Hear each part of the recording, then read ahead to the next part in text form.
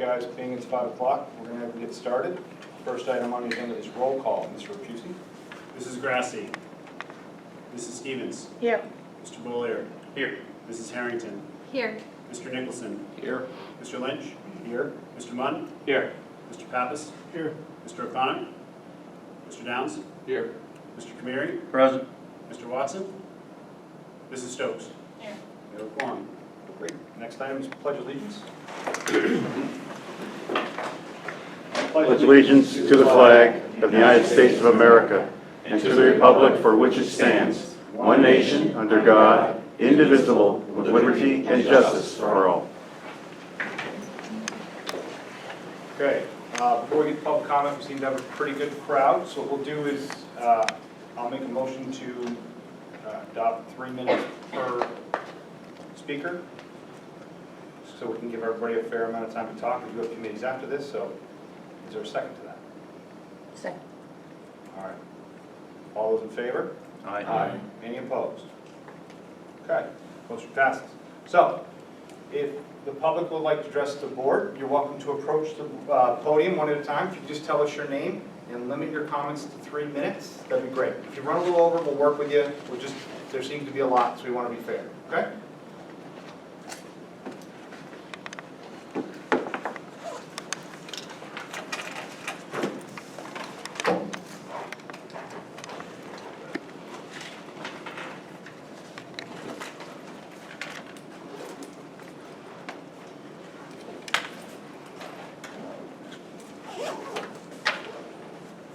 Hey board members, I am Tabitha Davis. I am a Rochester resident. The reason why I'm here, we can all argue about mask wearing, not mask wearing. What needs to happen is you guys really need to come up with a plan and really stick with it. Mr. Rapucci, I wrote you an email and it stated, hello, I was wondering where you got your information on the percentage of our city for COVID. I looked yesterday and it was said 9.3. Our county is 10.1. Where you were looking is you were looking at the Stratford County, not the city. If you type in Rochester underneath where it says, you know, cities or schools or whatever, if you type in Rochester, it gives you the Rochester numbers on the side. It has never been over 10 or 10.1. It has been 9.3 down to 5.4. It has been in between there the whole time. I check 3 or 4 times a day. And your response is, the numbers on the site are the numbers that the board approved. I wish that DHHS reported differently, but at this time I am using the numbers, website that the board approved respectfully. Respectfully, Mr. Rapucci, that's not what you stated at the last board meeting. What you stated is that you were going to be doing the city numbers, not our county numbers. There's other people here that's going to be talking about the mask, so I figure I will not be talking about the mask as other people will hear. You already know how I feel about the mask. We need someone who we can trust. You know, you may be a good person, but you need to come up with a plan and stick with it and not lie to us about it. So respectfully, this is not what was stated at the last board meeting. So respectfully, can you go over it again, all the numbers, because I looked at the website that you gave me, and I clicked on it, and you're looking at the Stratford County. Our kids can't be going back and forth on these numbers. It has to be Rochester, and another board member asked you at the last board meeting, are we doing Rochester numbers? And Mr. Lynch stated, yes. The numbers you gave was the Stratford County. Even though we're in Stratford County, there's a lot of other cities that are in Stratford County. So respectfully, please continue to do just the Rochester numbers. Thank you.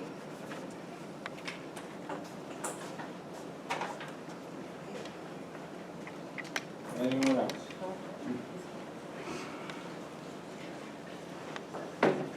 Good evening. My name is Richard Souza. I live on Regency Court in Rochester. My only real comment is I know that we're going to be speaking about the safety and of the school year using masks, not using masks. And I notice I'm in a room full of people not wearing a single mask. So is there some kind of magic involved with the HVAC in this room that I'm not aware of, that doesn't exist at the schools. So if it's perfectly safe for all of us to be gathered here, what do we got, 30 people in this room? Then there can definitely be 30 kids in a classroom or whatever the number is. So without masks. And it's been proven that children are not the main transmitters of COVID, whether vaccinated or not. So that's just my commentary. Take a look around. Not a single person in this room is wearing a mask. And there definitely isn't any magic in this room. Thank you.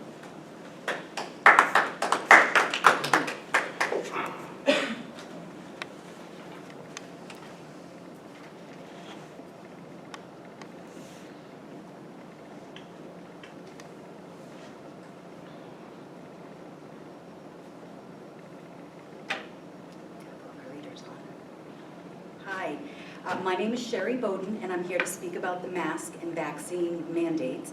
Although my son is grown, he's actually an adult, he did spend all 12 years of schooling here in Rochester and graduated from Spalding in 2011 with a passion for science. I don't know if there's any science teachers here tonight? No, probably not. So good science is always peer-reviewed, and it's always based in fact and not politically driven recommendations or mandates by government agencies.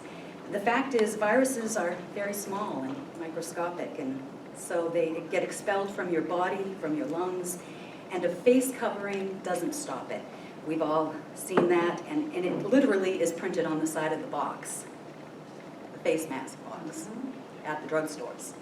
You can go look. So what's interesting is that the CDC recommends wearing a mask to help reduce the spread of respiratory droplets into the air when a person coughs or sneezes or talks, or reduces the inhalation of these droplets by the wearer. That's a great recommendation, but where's the science behind it? Where's the studies? Where's the peer review? And honestly, if that was the truth, I would have to ask you all, where are the biohazard waste receptacles to put these masks into at the end of the day? Exactly. Why are we allowing them to wear them all day, put them in their backpacks, and you know they do, and then they come back to school the next day and they put them back on their face? Ew, you know, that's just wrong. I think we all agree with that. So I also wanted to cite Dr. Dan Stock, a physician, a family medicine doctor specializing in immunization and inflammation from Indiana. Some of you may have seen him, he did go viral. He spoke very articulately at the Mount Vernon School Board back on August 7th about the inaccurate advice coming from these agencies, and cited several sponsored studies paid for by the NHIS regarding the ineffectiveness of masks for viral infections. Additionally, there was a Danish study conducted back in late 2020 that failed to show that mask wearing reduced the risk of infection by 50%, and that in fact masks had become more of a political issue than a health issue. And I find myself wondering why New Hampshire school boards, not just this one, but all of them around the whole state, would be considering such a mandate at all. I'm wondering, is there a monetary benefit or a subsequent reduction of funding to the school if the boards do not comply with these recommendations? I mean, I don't know, I'm just thinking out loud. Is that a driving factor to this across the state and across the country, quite frankly? And in conclusion, I really would like to just address the parents of Rochester directly, in that if you don't want your child to wear a mask to school, simply don't send them to school without a mask. It really is that simple. You have all the power, and the school cannot deny your child an education. The school cannot remove your child from school, and they cannot demand that you leave your job and pick your child up at the principal's office, or physically force them to put a mask on. These things can't be done. Yeah, I'll be wrapping it up. Thank you very much for that reminder. So, my comment is that you have all the power, and if you don't want your child to wear a mask, you don't have to. And should the school decide to target you or harass you for non-compliance, you need to get a lawyer. And there is a lawyer here in the state of New Hampshire that is willing to fight for you. Name is Robert Fojo, F-O-J-O, out of Manchester, and he's fighting for other parents in the Ma'am? state as well. So just know that you're not alone, and know that you have the God-given rights afforded to you by the New Hampshire Constitution to fight back against medical tyranny in the school system. Yep. Thank you so much.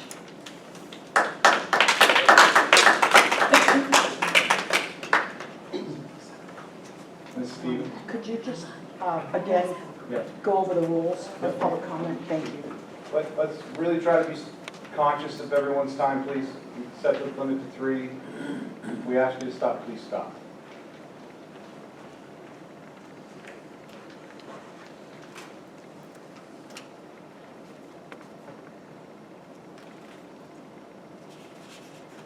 School Board Superintendent, Chairman, thank you for having me today.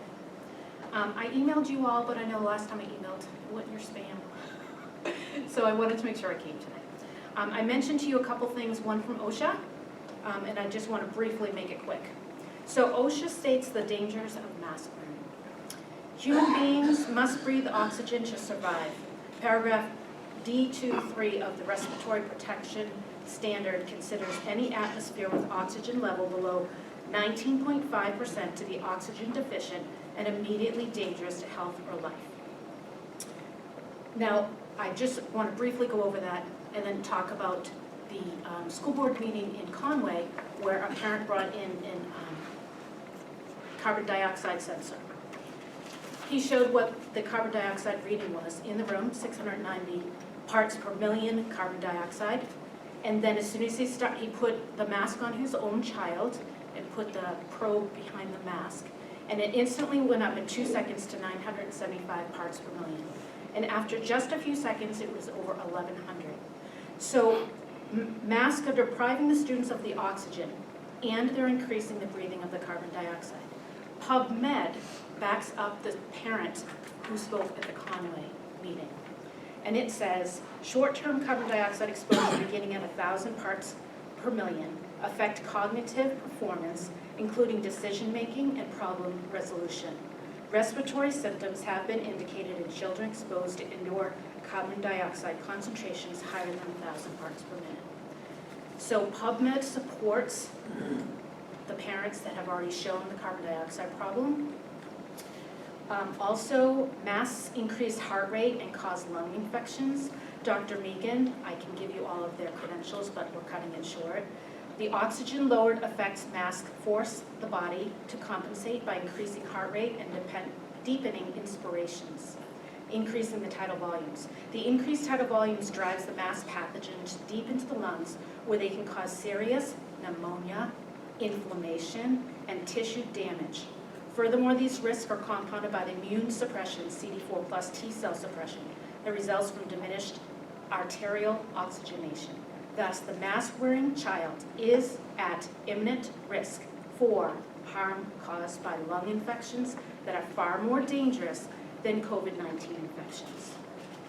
And I can give you the credentials if you want it, but I know we're pressed in time. Masks contain bacteria. In Germany, where the schools are open and masks are mostly optional, the Association of Kinder F. Weltfrieden e.V. commissioned a laboratory analysis to investigate the level of microbial contaminants that results after fresh mask worn by the child for 6 to 8 hours in school. What they found was alarming to all those who recommend them. The masks were found to be contaminated. That's 3 minutes. Okay. Well, there's a lot more, so students, school boards, if you want me to send you all the articles, I'd be happy to do that. Thank you.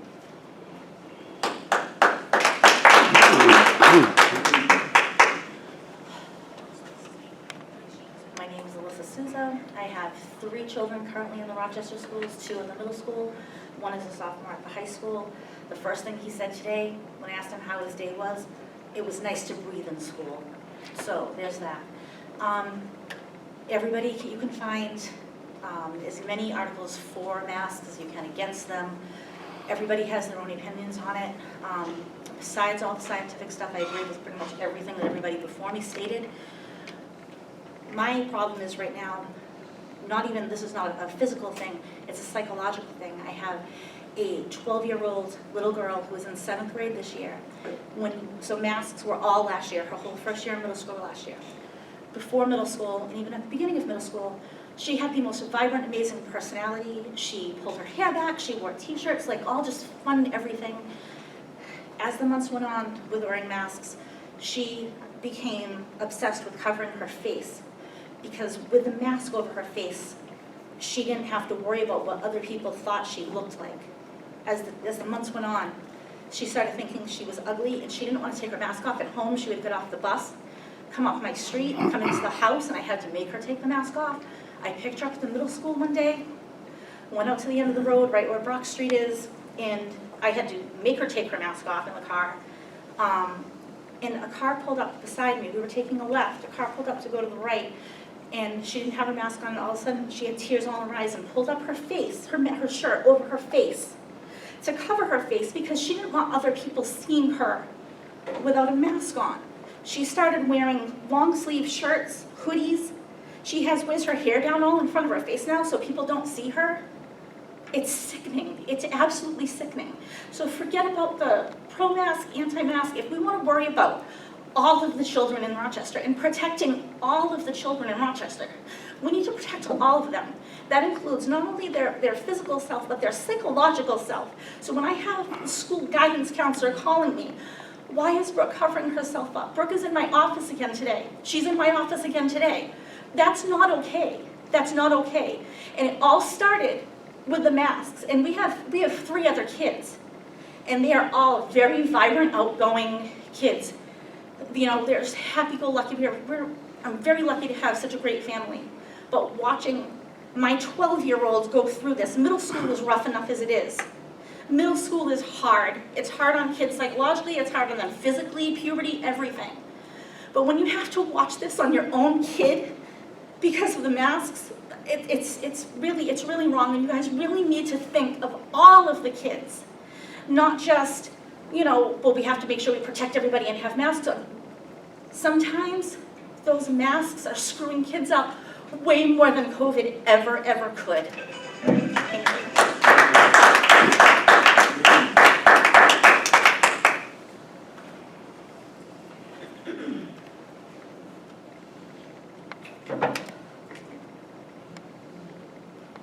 My name is Gina Williams, and I'm the mother of a 7th grader at the Rochester Middle School. Ma'am, could you speak up just a little? I'm sorry. The new school year has barely started, and it's my understanding that in that very short period of time, we've already flip-flopped from masks optional to mandatory to optional again.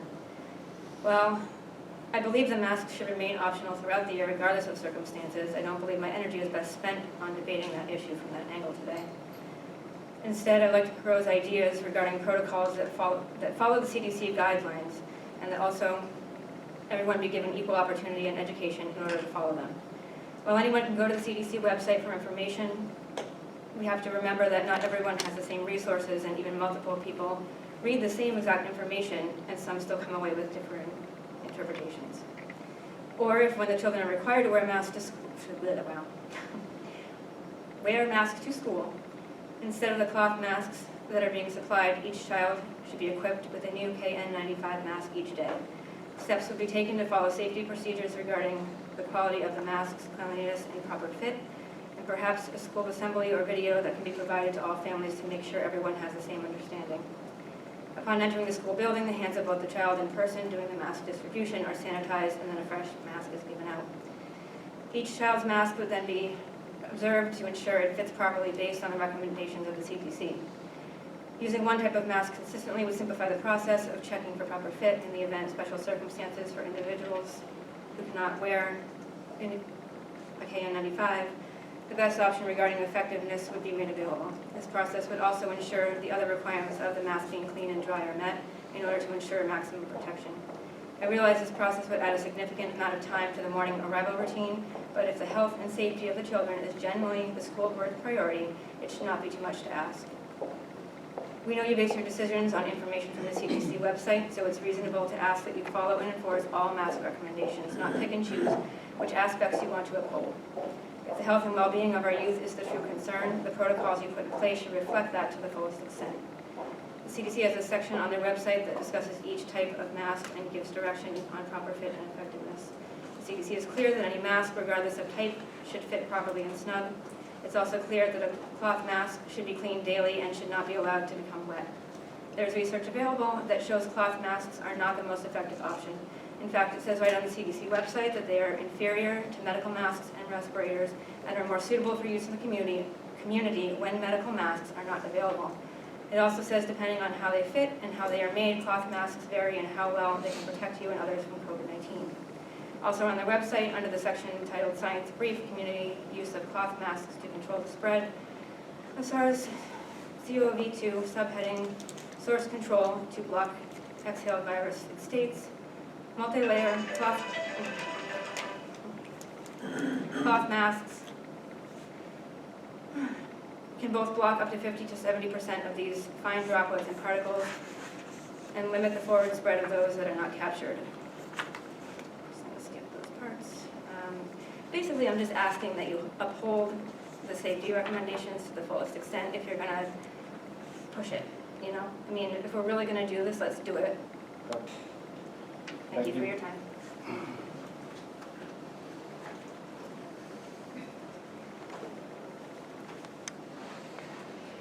Hi, I'm Matt Mowry. I live here in Rochester. I have a 7th grader and who was virtual last year and looking forward to being in middle school in person, and a 4th grader.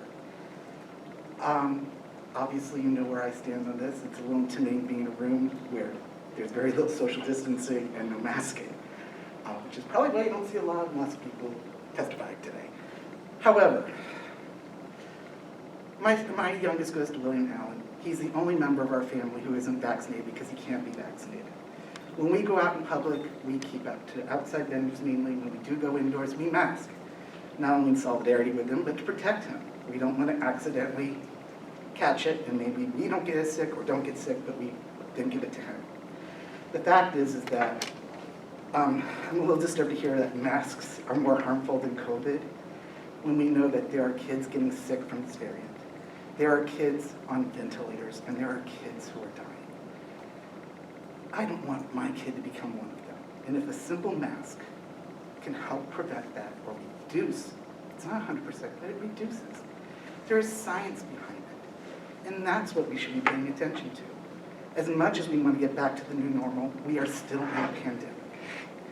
And the fact is that the protocols are very minimum right now.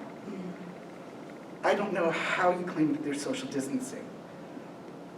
My child is in a classroom of 27 kids, which, let's not even get into 27 is too much, pandemic or not, but there's not even 3 feet of distancing in that classroom.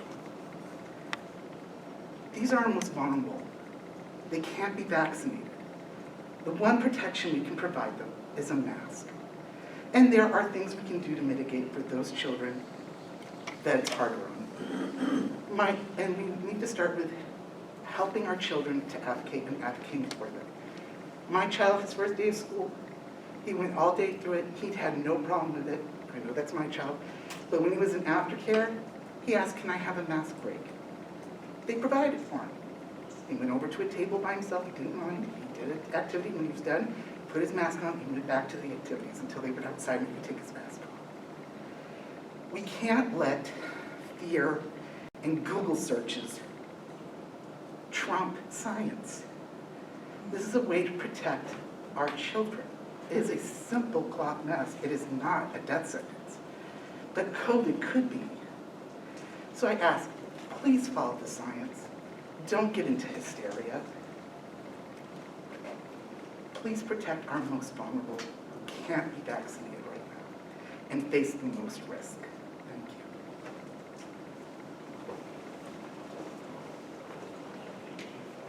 Would anyone else like to address the board?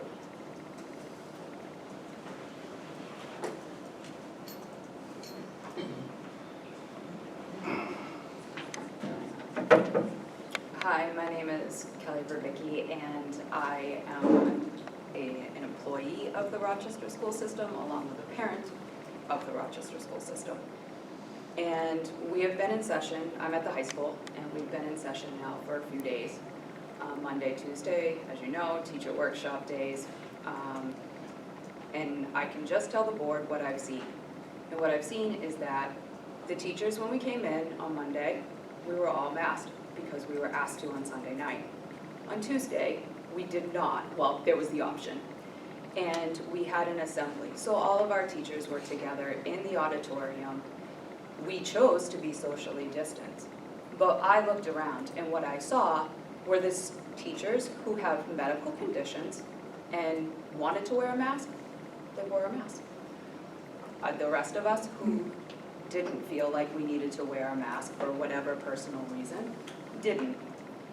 And then freshmen came on Monday. Again, I sat through 2 assemblies so that the admin could address the students. And I looked around and I listened.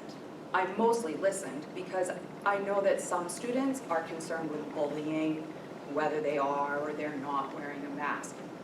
And freshmen, sorry, they kind of try to still bully.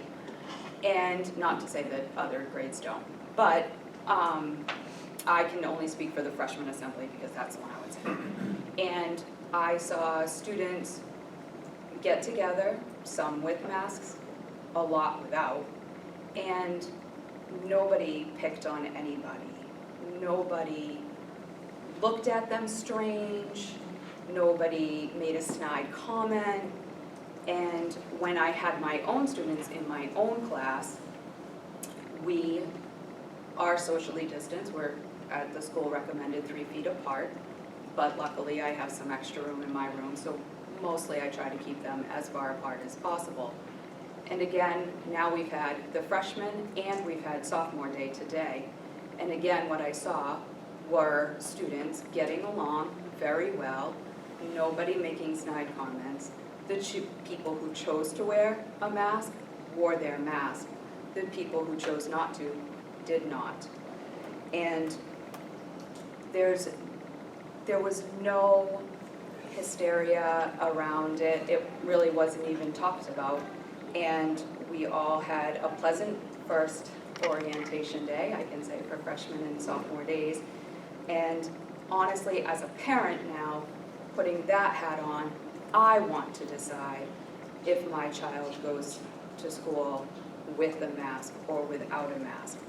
My child is also in high school and is at the eligible age of being able to have the vaccine.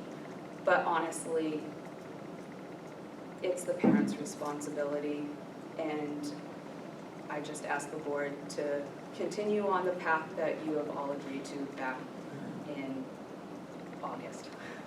Thank you. Anyone else would like to address the board? Hi, my name is Christine Watts. I don't actually live in Rochester, and normally I wouldn't speak, but when I saw a familiar face on your board today, I decided to have a short word, and if I have a moment, I'll continue somebody else's comments. Mr. Pappas, one of your students, maybe favorite, maybe not favorite, is heading back to New England after living in other parts of the country. So Nico is going to be bringing his family back to New Hampshire. So I've been hitting a bunch of board meetings trying to figure out where they might move, and most definitely where they will not move. Firmly believe, and I have said this to Oyster River, it is not the board's responsibility to tell people how to raise their kid. You're here to make fiduciary decisions for your school district, not to tell people how to raise their kids. I think what people are asking for is, can we have an option? Do I want to mask my kid? Do I not want to mask my kid? They're in charge of that. You guys should be in charge of how you spend the money. And is that going well? So hopefully you know your place and you'll take it. So to help somebody else in the group here, I will go on, and I will also say my husband is a HVAC, and the experiment that they showed of the air quality in the child's mask, if that happened in this room, if that same level of air quality, alarms would be going off everywhere. Everybody would be evacuated to emergency fresh air to get outside. So you're making kids breathe air that no other person would have to breathe legally. Okay. Mask increase transmission of infectious diseases. That's a fact. Dr. Meehan states many of the microbes getting transferred to surfaces the child or adult touches after they touch, fiddle, and mishandle their mask. This is one of the many reasons that masks are almost certainly increasing the transmission of infectious disease. More dangerously, these microbes are being inhaled and delivered deep into the lungs where respiratory disease is far worse than the COVID-19 can result. She's already given you the where she found this, so I'm going to move on. Clinics on campus promoting and misleading. Schools are not medical facilities and should not behave as ones. Medical interventions, including vaccinations should be provided in medical facilities, doctors' offices, and pharmacies. Schools should provide education. Could you teach our kids some math, people? Okay? We're way behind. What did I just read? We're 38 in the world. Do your job, teach some math. Schools should provide education. Parents care for their children and take their children to their personal physicians for medical treatment. Parents can also choose for convenience to take injections. Is that it? Nice talking to you all today. Nice to see you, Mr. Pappas. Anyone else? Yes. How long do I get to speak? 3 minutes. 3 minutes, okay. Try to make it really quick. My name's Elaine Menard, and I guess I'm going to start out by saying, I don't know if you guys pay attention to any of the Facebook pages in town, but people are gunning for your jobs. Boy, they hate you, they hate everything you have to say. They do. Some of them are here. So, I guess where I can tell you where I come from. In the past year, I worked through the time when most places were not working, they had furloughed their workers. My employer didn't give me any choice, so if I wanted to have health insurance and pay my mortgage and have groceries, I worked. My employer, you guys, that's reality. So parents want their kids back in school. That's awesome. I want to be back in school. It's where I want to be. I love my job. It's like the best job I've ever had. And I've been working since I was 16. So I'll do the math. That's 40 years I've been working. So I just sort of addressed them. The whole thing with the masks, see my hair? Before COVID, my hair was very short. This is my COVID hair. It represents that I survived. And I don't think I'm ever going to cut it. I'm going to be that old lady who has this waist-length hair when she's 70 because it represents that I survived. But on the other hand, 3 weeks ago, I was in the hospital. I was admitted to the hospital because they thought I had a heart attack. COVID attacks the heart. I have an autoimmune condition that attacks not just my heart, but other things. And what I'm really scared of, even though I have the vaccine, is that I would give somebody's child COVID. My cousin is a trauma nurse at the University of Cincinnati. Their peds wards are filled with children who have COVID. Now, you know, a lot will survive, but what if you're the parent of a child who's died? They got COVID at school from somebody. And that's because masks are optional. So I'm going to stand up and I'm going to be really unpopular and say, you guys have to make the hard decision. I mean, ultimately you're responsible to the parents, but your first responsibility is to the students in the school and the adults who work in the school. When I went to school this week, I would guesstimate that about half of the people in my building are new. Ma'am? Thank you. That was a good place to stop. Thank you. And if you need me to sign it, I'll find a pen and do that as well. Thank you very much. Anyone else want to address the board? Yep. Go ahead. Hi, my name is Bethany Gentley. I'm actually here tonight because I saw this come up on Facebook.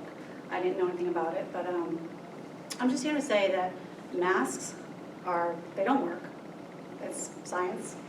You can look it all up. We don't Google it. We can go anywhere we want to go. We can ask doctors. We can ask nurses. I feel that we elect you guys to do what we feel is right. And we feel that, a lot of us feel that our kids are being petrified, that they're going to give COVID to somebody. They shouldn't feel that way when they come to school. They should be coming to school to learn, to understand that we're communities. We're supposed to work together. We're not supposed to attack each other. And for some reason, I don't know what happened, but I thought that parents and the board members would work together and find a solution versus just, hey, we got to go by the CDC. The CDC puts up a recommendation.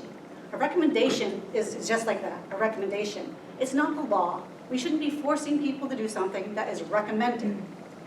So my view is that let the parents speak. Tonight was great. We're all here speaking.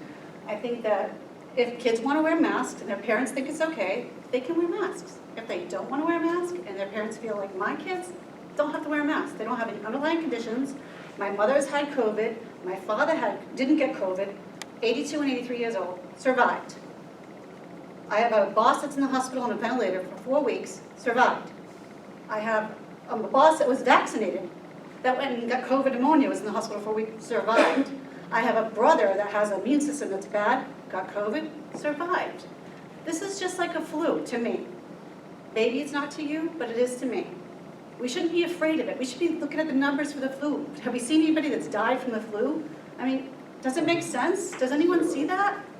I mean, I don't know why common sense has gone away. You know, we should have that common sense, and I feel like we've lost it. But we as a community should come together and work together and find a solution. And our children shouldn't be terrified to get somebody sick at all. When we grew up, we got the chicken pox, we gave it to everybody. We weren't afraid. And I just want to say that to you tonight, and thank you for your time.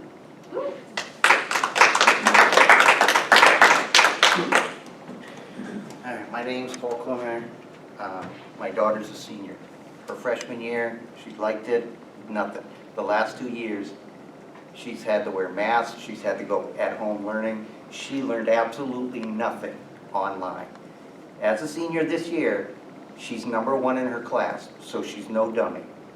She wants no part of a mask. She knows the risks. I'm a cancer survivor. I'm not going to get the shot. She's not going to get the shot. You live once. You know what? If you get it, you get it. It's like the flu. We've had a flu vaccine for 40 years. People get the flu shot, they still get the flu. It's okay. We're going to have to learn with COVID. We're going to have to learn to deal with COVID. That's the way it is. I mean, that's my only thing.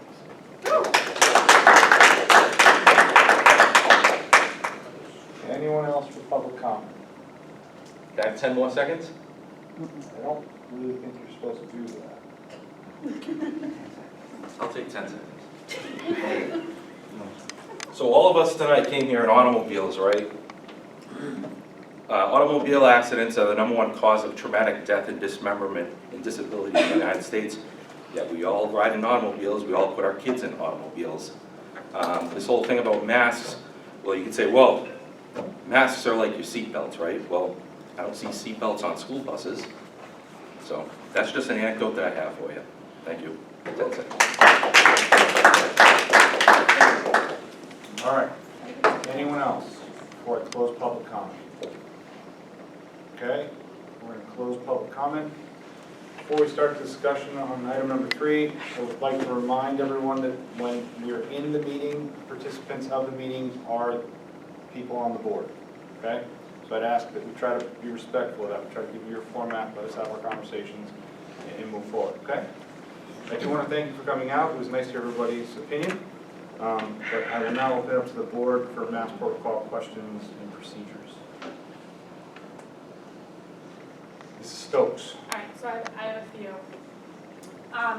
We got a lot of emails, and I was reading them before I came in, so I just wanted to make sure that we touched on a few topics, and people here have commented on those as well.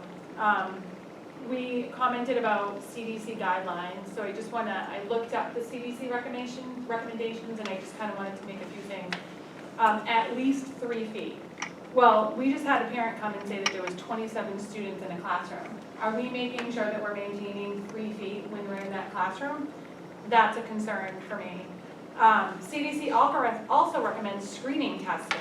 Do we really, as a board, think that all parents are screening before sending their students to school? If not, why are we not pre-screening? If we're looking at CDC recommendations about masks, why are we not pre-screening? Students 12 and under can get vaccinated. Why are we having conversations about voting on all schools? If elementary can't get vaccinated, should that be a separate discussion versus high school is vaccinated? Again, these are all email comments, so I just wanted to make sure that I brought those up. Somebody else mentioned today, masks, some of them, cloth masks don't necessarily work. When I looked at the CDC guidelines, they mentioned N95 masks. If we're gonna make sure that we mandate masks, are we gonna make sure that they're clean every day? Are we gonna make sure that they're wearing them every day? Are we gonna make sure that they're a proper fit? I mean, those are things that when we mandate masks, how are we going to ensure that that's possible? So that was another question. What about the psychological issues with COVID? I just wrote that one down. Do we have staff that are talking to students that, I mean, clearly there's a concern, so how are we addressing that? Because whether or not we mandate masks or not, the effects that happened in the last year and a half apparently are still there, and we as a school should be looking into that. And I think apparently from the sounds of it, there's still some issues, so we need to make sure the psychological safety of our students is number one. And then the last thing I really had, well actually, sorry, second to last. What about input from staff? Did we get any input? Because I don't remember us saying that we did a survey, or I haven't seen the union president here. Staff mentioned last year that they weren't involved in these discussions, and I just want to make sure that we involve them as well, because they're the ones with our students in the classrooms. And then the last thing is like the remote option. I know we took the remote option off, but I think that should be a conversation. If we have 27 students and we're not going to mandate masks, then where is the option for parents that are worried about an autoimmune compromised staff, student, family member? I think that needs to be brought up, because I think your class sizes would be smaller, your masks may not have to be mandated. So I think those are all things that we as a board should discuss and say, how do we? I think voting masks or no masks, it's just kind of like, where's that middle? So I think that's all I have. Thank you. Mr. Downs? My question's about Monday's decision to go with masks, when, just like an email was sent, the percentage was not where the board voted. The board voted for Rochester numbers, and we put on masks for Stratford County numbers. Stratford County has UNH, they got the jail, those are gonna drag up Rochester numbers. So I think we need to make sure, if we're gonna put masks on people, it needs to be Rochester numbers, not Stratford County. And in that email, it said we went with the board voted on. That's not what we voted. We voted on Rochester. So I told you I was at it. No, we talked about it. 1 second. Kyle, do you want to, Mr. Boyer, you were next. Yeah, so the hope that I had for tonight's meeting, when I asked Mr. Superintendent and Mr. Lynch to do this, was a lot of us wanted clarity, because yes, Rochester numbers should have been used. I was tracking at the same time. When we were at 10.1 the other day for Stratford County, Rochester was 2.6. Even at this moment in time, Rochester is higher. Now again, it's depending what data source you're looking at. When you look at the antigen PCR test positive rate for the last 7 days, which was what they do for the county, Rochester's 8. The county at this second is 7.5. Why? Because Rochester did have a spike. 71 cases, I think, as of this morning. The second highest to us was 58 in terms of total. So a lot of the other towns either were not reporting because of the small numbers, or the numbers were lower than us. So, to the point that people were making, we actually did get a benefit in this case. But, to the point, Rochester numbers would be the source, because if another community had the spike, ours would not have been as high. There was also discussion last time about other variables. Now, before we get, I will say that, I want to remind that in July, we voted to make masks optional. We did ask, and I was one of those that asked at that time, if we get into a mask required environment, what is the data that we're going to look at to help make that final decision? at some point, if, and I hope it does not happen, but at some point, there could be a number or a spread over X number of time period of cases, which it would be in our best interest to encourage more, strongly recommend, or require, just like businesses are doing on their own, in their own environments. I've been a proponent of optional, but I know at some point we're going to be socially responsible for everybody, but I think the community would also do the same. But getting to the point we're here today is, what are the data points we talked about? Where is the outbreaks? Is it in long-term care that is in Rochester elderly housing? What is it, the cases in our schools? If they're at 0, but we have a 10%, and I'll be honest, was one day really, did we didn't bring the number down for one day wearing masks? Is it rather to say over an X number of days, then our recommendation may change? Data can't help us make that decision. But that was the whole point, is my hope and my goal that I wanted to see us do is, we talk about all the variables we want to be involved in a long-term decision down the road. Mr. Fusi would then see what could be quantified, what can be tracked realistically, not subjectively, objectively, just here's the data for decisions to be made, and that's all. Ms. Stevens? Yeah, I agree with what Mr. Bullier said, and I wanted to add to Mrs. Stokes that we've received a lot of emails on both sides of the issues, and I don't think that we've talked a lot about, there are a lot of people out there in the district, taxpayers, who are very afraid for their children and their families, that are to the point of one individual actually held us, that he would hold us accountable should their child. So I want the public to realize that we are not taking this matter lightly. We certainly understand, and we're trying our best to come up with a plan that's going to be fair and equitable for everybody in the district. Who knew that we would ever have to deal with this? So just please remember that there are both sides, and we're trying our best to be respectful of both sides. And also, one of the things, Mr. Rapusa, that I saw in an email were parents requesting, is there a way that we could link your data to our webpage so parents can go on and see what our daily number is? Is that possible? Well, as Mr. Bullier alluded to, the New Hampshire COVID response website is very dense, and there's many different ways that you can combine the data. The data that I showed you last school board meeting and the data that I reported to you all last year was what Mr. Bullier said was in the first account. You go to the school dashboard through that COVID-19 website, you click on Rochester, and you pick Rochester. They're reporting county numbers now for every town, okay? You can try to do some math, again, behind the scenes by combining multiple things together, right? I've reported out the same way as many other districts have in the past. That's that same data that I've shared for the last 18 months is the same poll that I've pulled. And as Mr. Bullier said, he was doing math that day when I said 10-1 and I called people to let them know this was coming, and I sent them my Sunday update. Mr. Bullier did the math on what we were 10-4, 10-6, and the county said 10-1. So I'm happy to do it any way you want. I'd like it to be very objective, and then I'll do it however you want. Can I have a quick follow-up? Yes, ma'am. I just want to also say, Mr. Rapusi, that I do believe that you are doing your best and that you are being as transparent as you can be and that you are being honest with us. Anyone else? Mr. Munn? So we're talking about data and how to get this. When we came up with this at the last board meeting, this was based off a conversation you had on the state level and the recommendations through their stuff. We had asked them the same questions you had, what if we have no clusters in the schools, but we're above the 10? And, they were pretty adamant to you about if you're above 10, it's going to be all throughout the schools.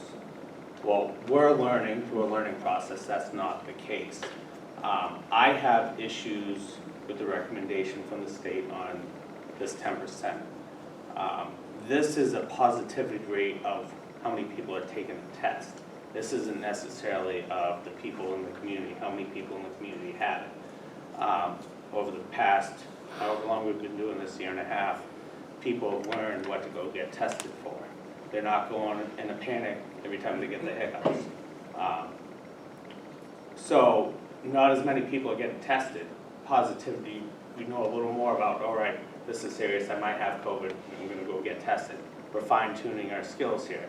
That means you're gonna have a smaller test group, so to speak, higher positivity rate, and it's gonna affect our community less.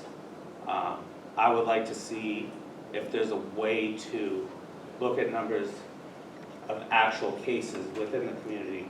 What would that threshold need to be, population to active cases? You know, it's not gonna be 10%, it's gonna be a much lower number. But what's the acceptable number of that, if that's a possibility to find out? I'd like something a little more accurate than a positivity rate on a smaller group of people getting tested, because I don't think it's an accurate measurement of when we would be or should be wearing masks. My personal main objective is to keep schools open this year. I personally believe we need to have options on masks, but our main objective is to keep our kids in our schools and no more remote. So I would really love a much better means of measurement. I think that's a lot more complicated. Absolutely. But I understand your question. Anyone else? Mr. Bollier? I just have one follow-up. In June, we adopted the reopening plan. It's been discussed all summer. We had our time to review. So some of the points of the 3 feet or what's happening has been in that plan. So if no one has reviewed it, it's a good time to review that again. That has been on there. Okay. Hold on. Mrs. Harrington? I had a question that I thought of after our last meeting. Mr. Pusey, the data that you showed us from last year, you said there were 12 days where we were above 10%. I forgot to ask you that evening. Did that include the 3 months of remote learning? Were you still tracking? Those are 12 days when we came back after. So I just wanted to point that out. Had they been in school and we've been tracking that data, it would have been well over 12 days that they would be masked. My other concern is it's very singular. I don't really believe in making that decision based on one data point. If it's over 10%, then masks are required. Again, wearing them for a day, that's not going to do anything. It's not going to reduce the spread, and it does. Lately, it's been fluctuating daily. We need to have better benchmarks. I personally think it should stay optional, like indefinitely. It should be a choice. Family choice, unless it gets to the point where we're looking at going remote, then, you know, I wouldn't mind adding that extra layer to prevent us from going to remote learning. I think we need more than one data point. And we did hint the last discussion that we would look at our facilities. We would look at the numbers within our schools to make that decision, that there would be more than just that 10% hard line. So I think it needs to be opened up again, and we need to come up with better protocol. Ms. Stokes? I do want to mention with Ms. Stevens, I did try to get like the kind of consensus, so I did put the concerns that people had with masks and without masks. So those were not my opinions. I just wanted to make sure that, and if I missed anything that you felt, you know, feel free to bring up. I think for me, when Mr. Bowler, you brought up the numbers. The day that we went masks, you know, we all get the emails. I looked, I followed the link that you shared. I couldn't get any Rochester numbers. So I don't care what number we're using, or well, I do care, I guess, the data point. But if I, as 1 out of 13 members who made a vote to say we're going to use Rochester numbers, and I can't find them, and I actually contacted other people, and I was like, where are you getting the Rochester numbers? We're at 10.1. And the only thing that I could see from the link was when I clicked on Rochester, it said no numbers for specific cities or towns. And then 10.1 was Stratford County. How am I doing my due diligence? Shouldn't it be transparent? Like, if you're getting those numbers, which I think is great, how do I get them? How does a parent get them? Parents are concerned. So how am I supposed to trust the numbers or the data when We specifically said at the meeting, because I understand what Mr. Downs said. I was equally frustrated. An hour and 1 minute into the meeting, he asked, the numbers, the city numbers, and you confirmed yes. So if that wasn't true, then there should have been an email that said, hey, you know what, we don't get the city numbers, we're getting the county numbers, or I'm deducting the towns, and maybe it's just too much work. Maybe we need to look at a different parameter. But I think for me, if you have those numbers, how do I get them? And I think that is important moving forward for school board members. That was kind of directed to you, so Yeah, I'm so, sorry. okay, I gotta ask him. Right. I just get that from the DHHS website. I went away from the schools, went to interactive maps. If you click on antigen plus PCR test positivity rates last 7 days, it's one of the bullets you can click on.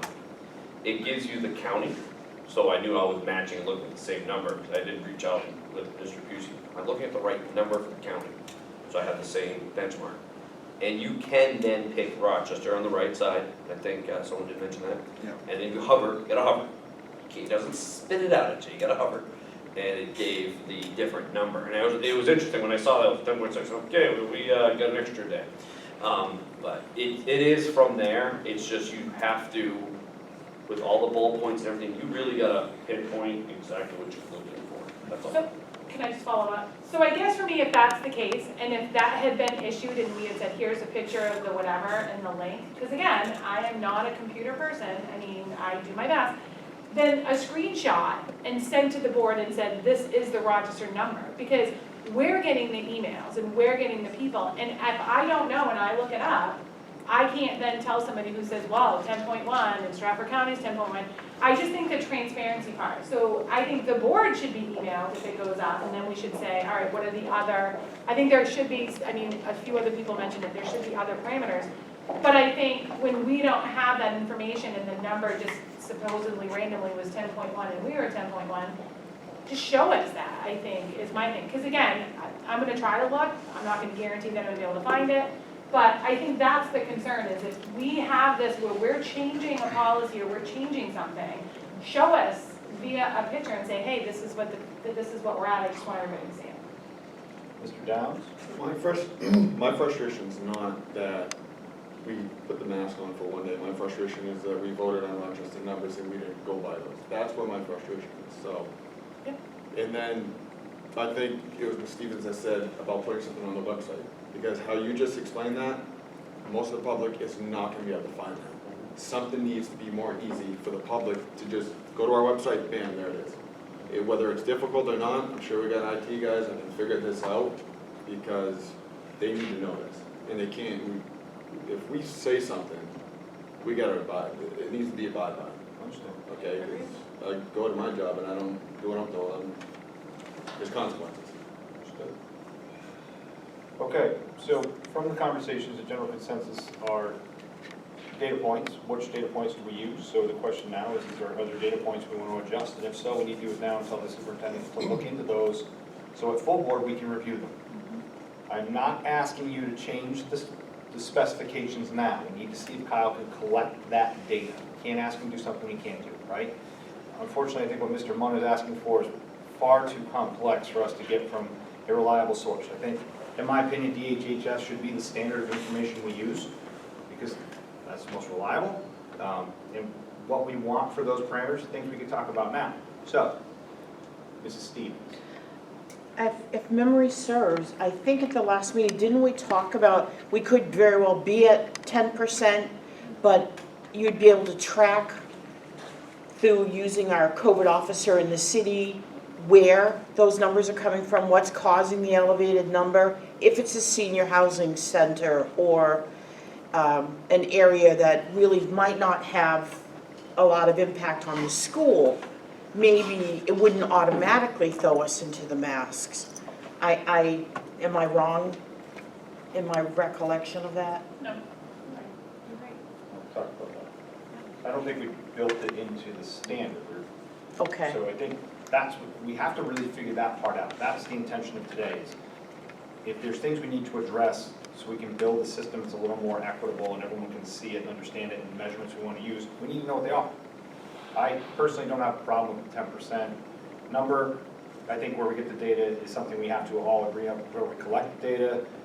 my biggest concern is the on-off thing. I think if we get to a certain benchmark, we say if it's this for so many days, we do it for a week, or something like that. The on-off thing, I think, is only gonna be people confused and frustrated. So I think building a system that says if we exceed 10% for X days, we have masks for X days. So one does the other. So then you automatically know. If we say for 3 days we're at 10%, we mask for 10. Fine. If it doesn't go down for 3, the third consecutive day, it drops. From there, the 10 days starts. It goes back up for 3 days, we start the 10 days all over again. We can build something like that that's a little more fluid. Does that make sense? And I'm not saying that's the measurement, but something like that. The on-off thing is going to be terribly confusing and tough to manage. Mr. Kamiri. I just want to echo that comment. That's one of the biggest heartaches I have with having the metrics, that it's a percentage base, or whether it be Stratford County, which actually has validity. Not everybody in our schools is from Rochester. Teachers travel from other parts of the county, other parts of the state, out of state. So that metrics is not unreasonable. That being said, we can't go Monday we're in mask, Tuesday we're out of mask, because the numbers fluctuate. So whatever metrics we're going to use, or the trigger, echoing what you just said was, 3 days of it is, the trigger for implementing masks. But I think it does more harm both ways to be in a mask today and out of a mask tomorrow, or, the anxiety of, geez, I didn't bring my mask, or whatever. And I totally agree. The emotional side of things, or the psychological side of things with the kids, we need to leave the choice up to the parents. But as a community, or the responsibility of the schools to maintain a safe environment for all, not just, personal choice. We took away the remote options, or didn't offer the remote options, as we did last year. If the numbers keep rising, are we headed for another shutdown? Who knows? Naysayers either side of the coin will debate it either way. But as Mrs. Stevens said, I got 50% constituents saying mandate masks. I got 50% saying leave it up to the parents. Okay, 50% of you are not going to like my decision. 50% of you want my job. Well, that's reality, people. So whatever the metrics is, I just want to echo again, reiterate, we can't go day on, day off. I agree. So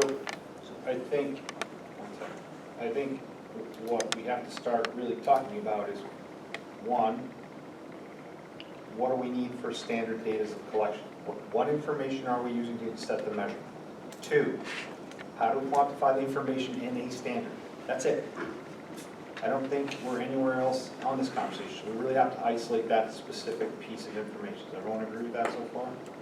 So it's a standard, all right? So we're using the same standard. This is Stokes. So, Mr. Munden, I don't want to put words in your mouth, but you mentioned population to active cases. Is that correct? Does that mean that we look at how many active cases that we have, compare it to our city of Rochester, and then get a percentage based on that? Kyle, and again, I'm not asking you if you know, if you know, great, but can you find out how many positive cases and not just the population? You cannot. So that would be great if we knew what the population was, but I also think we need to factor in individual school numbers. So just because, the high school, if it's 10% of the high school, however many students that is in 10%, you maybe mask the high school, and I don't think you need to mask all the schools. We have individual schools for a reason, let's utilize it. So I think it should be based on how many kids in the school district, and we pick a percentage. I'm thinking 10 because we pick 10% for the city. But I guess I would just ask that maybe Kyle ask or find out information on can we get active case numbers for Rochester? Because that would be the one to use. We know how many people live in the city of Rochester. If we could get the number of active cases, we could do the math ourselves. But there's got to be a place we can get that, and is there somebody that can help? So, some of the data points, for example, one of them is active cases, it's 71 right now. So it would be math on the outside, we'd have to divide it by the number of population, which is 31,414, I think, approximately. I would want to look at Rochester's antigen and PCR test positivity rate last 7 days, active cases in our Rochester school district, as well as active quarantine or isolation in the Rochester school district. Okay, that's a huge amount of data collected. This is data that we can utilize to overlay. You start with one metric, such as your 7-day active PCR testing. If after X number of days, now you need to know, is it a spread in your district, your population that we're overseeing? If you have any active cases in your school, then that's your second benchmark. We could say 2 benchmarks, ding, we are masks for a time period. That means that we are seeing an isolation, it can be by school as well as district-wide. If you're also seeing we have a number of quarantine or isolation happening, there's enough of a concern that's saying we don't have a lot of active cases, but because of our contact tracing, which has reduced as we have all learned more about, or as the nursing staff have learned more about this virus, then that might be enough of a concern where at any moment something could happen, so we want to add an extra precaution. And then looking at active cases, well, let's be honest, if 50% of the city of Rochester's population is at mask, or non-mask, is positive, we may have an issue. Just gonna throw that out there. Can you just re-say it, because I liked it, I just want to make sure. So it's an overlay, so you have your starting point, right? Yeah, so that's active cases. Starting point would be antigen plus PCR test positivity rate last 7 days. All right, hold on, antigen. It gives us a benchmark to start off with based off of state guidance. Again, guidance, not law. If this, then what? You know, it's kind of like programming your report writing. If this, then this equals X, right? If PCR positivity rate is 10% or higher over a 5-day period, I'm just giving you a proposal, an idea, we have to now hash this out. If it's there for 5 school days. So not weekend, just school days. School days. Okay. Okay. Because if you're noticing on the weekends, some of the data is not being updated. Correct. Every day. And let's be honest, we do have an employee that we manage, and I'd like him to maybe take a nap on Saturday. Nah, it's overrated. Then you have to look at what is the active cases in our schools. You would have that data, my assumption, because that's the cases, and that's only if we are given that information by the families. I know there is a challenge that we run into is there's employment law, since it's not a state of emergency, I don't think we legally can ask, but we recommend that families please share that information. So if you overlay that, if 5 days at 10% or more in the city of Rochester number and cases in schools, then is it all pocket only in one school of certain age range, or is it district-wide? Can I just, again, I just want to make sure, so you said active cases in our schools, is there a certain percentage of active cases in our school? I don't know that number yet. Okay, I just want to make sure. That's our hash out, right? I'm throwing stuff that. No, and I like it, I just want to make sure I understand it, okay. So there'll be 2 benchmarks. Yeah. Could be quarantine is another one. So quarantine was the third benchmark. That we mentioned. Mr. Pappas. Currently, Matt, you were talking about the cumulative antigen, or antigen plus PCR test positive. I didn't do cumulative. Okay, right. The antigen plus PCR test positivity rate for 7 days. Yes, sir. So looking at Rochester's numbers, it's at 8%.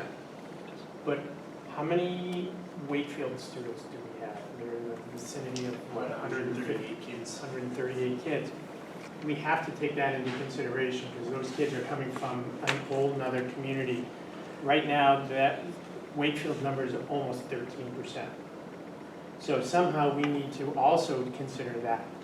This is not easy for sure, and it's going to be very complicated. I don't know how we're going to whittle all this down into something easily, but certainly Wakefield is certainly a significant part of our population, and the virus doesn't discriminate and does come across town. I understand. Mrs. Grassi? New wrinkle? Sure. My feeling is that the high school and middle school have kids and families that have had the advantage of the vaccine. And an optional mask wearing along with that choice of vaccine makes a different game than in our elementary system. I think with our youngest kids not able to access vaccines yet, I would be in favor of masking until that time, until it's available, until people, and that was the theme in more than half of my emails, was the elementary system not being able to be vaccinated. So I think that is something we could consider and maybe talk more about the masking issues at the higher levels and just do masking required at the elementary level until we can have vaccines there. All right, so, yep. I love it, I like it. I think the one thing that I would add to yours is maybe just do the numbers Monday through Friday and then have Kyle make that decision for the following week. Because I think some of the concern the parents are saying is we're not knowing from one day to next. So if we take that 1 week total and we say, okay, we looked at the, and I like the quarantine parameters too, I think 3 parameters is good. And I think we say on Friday, we're gonna make the decision for the following week. And then we make it on a week by week decision. I think that's gonna let parents know on Friday whether or not they're gonna have to have their children masked instead of making a decision on a Tuesday or a Wednesday. So the only thing that I would offer to yours would be, we look at the numbers from Monday to Friday. And on Friday, Kyle sends out the email to say, next week is gonna be mask or no mask. But I do think it should be individual school as well. Yes, keep in mind, we're subject to the database being updated for reference. Correct. And again, I would just say that if the database isn't updated, then we need to come back as a board and make that decision and not. I like the yes nos. I'm a big fan of the yes nos. I like the idea of using that specific data point as the first bell, right? And then the overlay makes sense to me. But I think it's important that we make sure Kyle can collect that data. The first one makes sense, we can do that. The second part of this is what we have to figure out now. So if we do an overlay, how would you overlay? Now, I don't think quarantining students, I think that's tougher. Kyle?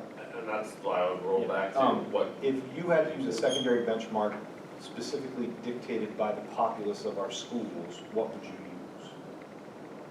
It's hard to say because this year without a state of emergency, there's no requirement to tell. Right. So, people go on vacation for 5 days whenever they want, right? So they could be quarantining, right? Or they could be on vacation. There's no way to tell. Same thing with employees. There's no requirement for them to disclose that they are actually positive. They have sick days, they can take their sick days. So it's too many variables for that layer that you discussed. The other thing we could look at, and it's not anything I like to think about, but do you still get hospitalization numbers from Dr. Kyler? Is that something else we can look at? That's a standard number, it's measured by somebody else. Same number, I know the city uses that, so there's a number. Those are things we have to think about. So as we progress through this, these are things we need to think about. So I think if we ask Kyle to build a model using that specific one, the next question would be how many days over 10% before we require masks and for how long do we require them? Right? Does everybody understand what I'm asking so far? So if the number's at 10.1 on Monday, 9.9 on Tuesday, 10.3 on Wednesday, as that week changes, because it's going to, how many days do we need before we say, yep, masks are going to be a go for the next 5 days? I assumed it was an average at the time. That was my bad. Okay. So I wouldn't do an average, well, it could be an average, but it's 10% or higher over a 5-day period. Okay. So if one day is 9.9, resets the clock. I'm fine with I that. like that too.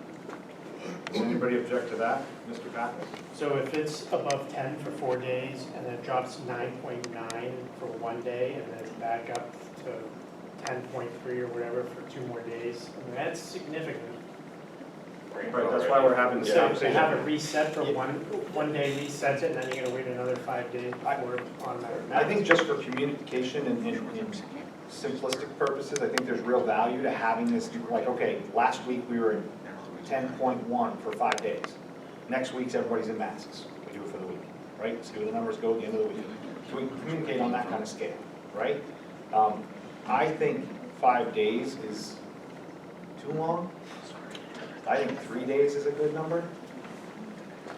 I like the Monday through Friday. Could we do an average, a weekly average? We could do a weekly average, that seems pretty simple. Again, this is time we're asking the superintendent to do math and watch this stuff for us. I don't want to make it so clumsy that we're stumbling. Mrs. Harrington.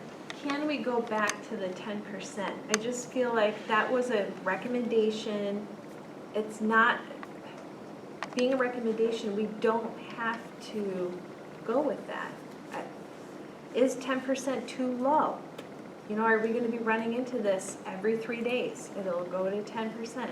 You know, is it, we change it to not mandatory but strongly recommended? Should we be mandating masks at 10%?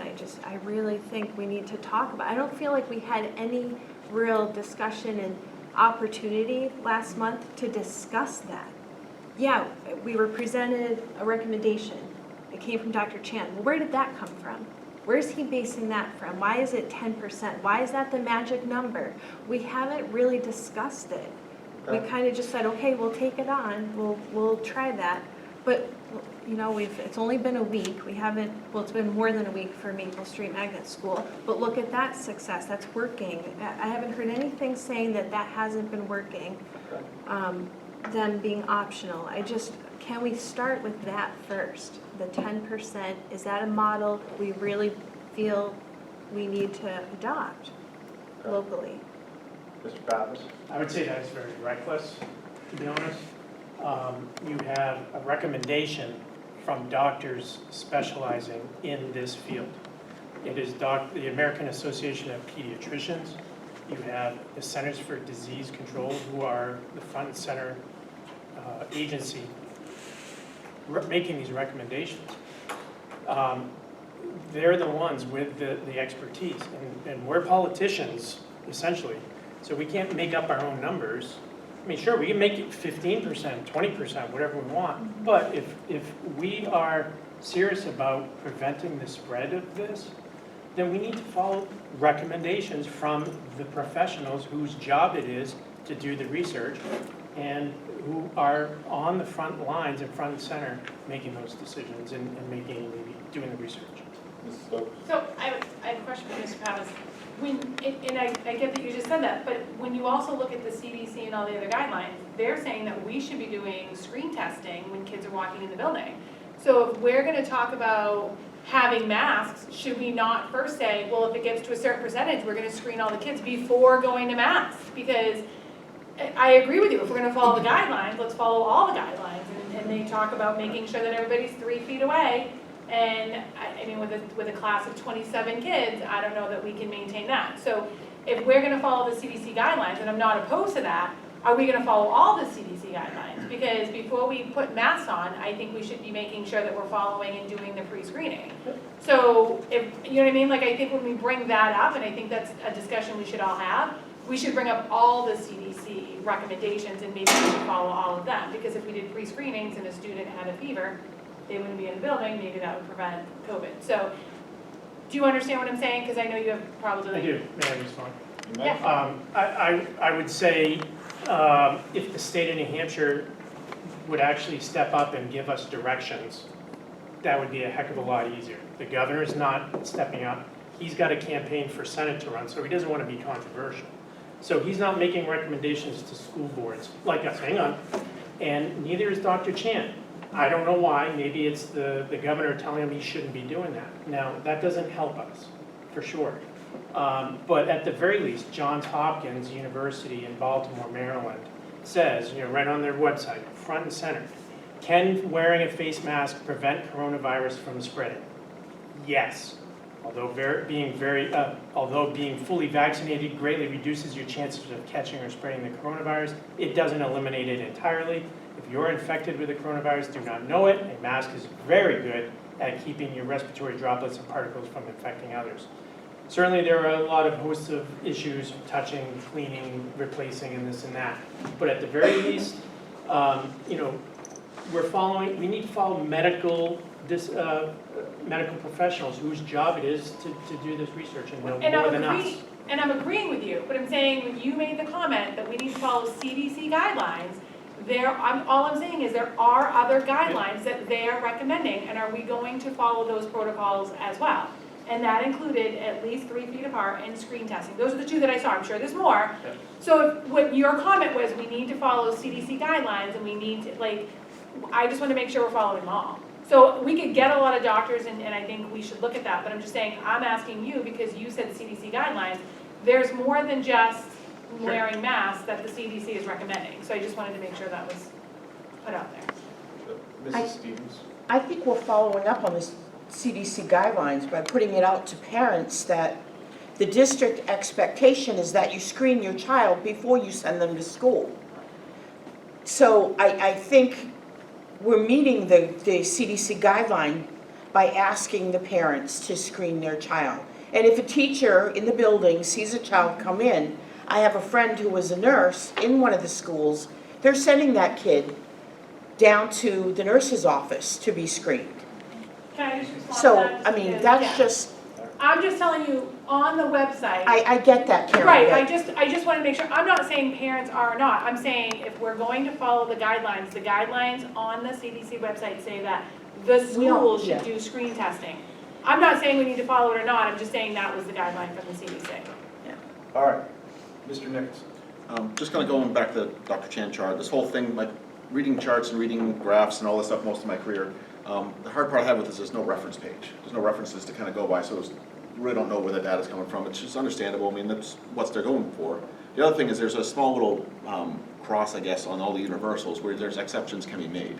So it's kind of it leaves that gray space. So if you want to, you have your out if you need a way out, if you want to do that also. It is what it is. I mean, it's not a educational forum. It's just kind of a data point out there. So we do have leeway to go either direction if we decide, so. Mr. Downs? My question is, like, when we do have to mask out the schools, is it feasible to make sure they're wearing the N95 mask? Because when I pick up my kids, some of these kids walk out with these masks that they're wearing, they're just gross. Yeah. And they're required to wear them. Is it feasible that when they do wear masks, make them wear an N95? Because obviously, I'm sure people can't afford it. Is it feasible for the school to provide those masks for them if they can't do that themselves? Do we have masks at the school still? We do have supply of masks. Not in it. They're not in it. They're not. Are they available? I think N95 is still, sorry. So you need to be fit tested though to be right, and there's a shortage of people to actually do that testing, so. What about just medical masks instead of just? That's what I'm using it as. Because I think that'd be more interesting than having these kids wear the cloth. They're there, we can't force them to take it, but they're there. Mrs. Stevens, is your call? All right, so I think, let's start knocking down the things that have come up. So do we want to change the number from 10%? Is there a motion to change it to something else? Because that's where we are. 10% of what, I guess? Using the data point that Mr. Boyers pointed out, which I think is what we should be using going forward, and that would be the motion for Mr. Pusey to make sure he can quantify the data, to use the, Matt, if you could please. Antigen plus PCR test positivity rate last 7 days for the city of Rochester, New Hampshire. Okay? May I interject? Yeah. That number will be referenced each night at 6 p.m. because it's being updated between 5 and 6. So depending on when you look, right, that's why there's been changes in numbers because they've changed their time of when they update it. So I'd like you to direct me at what time to do it. I would check the first thing in the morning, following day, right? Honestly, you're getting you're doing the next day data at that point, so I would say the first thing. Yeah, first thing in the morning, whatever the number posts that morning. Yeah, so obviously, that means public needs to be aware, talking about yesterday, never have that. Right. But the decisions will be the same, either way. However, if you do that, then you make a decision that, or you just check it. Okay, so let's go back to the 10% at that long. Everybody knows the data point now? Yeah. Does anybody want to change that to north of 10, change the benchmark above 10%? I think that's hard. I would love to. The difficult part with that is, I mean, you make an assumption that it'd be double the amount of active cases you have now. I don't know if the data to quantify say that makes sense, but I wouldn't be opposed to us going north of 10%. Great, if you were to do that, what would it be? I would more likely double it to 20. Does anybody second that? I second Mr. that. Nicholson, hang on. My only concern is, I just want to know where 10% came from, so I can understand why would we, what's the point we're going to 20, why do we go to 30, 50, Right. whatever. I just want to know why is 10 the number. And that's what I'm trying to find. I mean, I do my own research through CDC's and all the other sites to see why is 10%. Is it statistically normal for populations, that's when things start going bad? Is it, I don't have a reason for it, so I just be randomly throwing numbers out at that point. And I believe the number, I can just speak to, when I spoke to Mr. Vino that Friday when the numbers went north, the hospital was taxed, right? They actually had 8 new patients that were COVID positive. So I think there's a correlation between the hospitalization rate. So every Friday, he's telling us how many people are in the hospital, right? Can't say it's gonna be a 1-for-1, but I'm sure it has an impact. And I would just again say, whether or not you want to or not, we could probably check in. He's a state epidemiologist for a reason, right? So I would imagine the 10% metric is probably based on some evidence that I'm sure he could provide us if you asked, right? The hospitalization rate, is he looking at Rochester residents hospitalized only at our hospital? Those are the Or numbers of COVID positives in Rochester. Those Just are at our- hospital beds that are filled, that's the number that I get. so it doesn't count for people that don't go to Frisbee? Just, the number I get is a Frisbee number. just for, Yeah, so they were. So that's a minimum, right. that's a minimum. We went from 1 the week before to 8. Could be no following. Yeah. So Could be redundant there. let's not steer this cart way off the track. Yeah.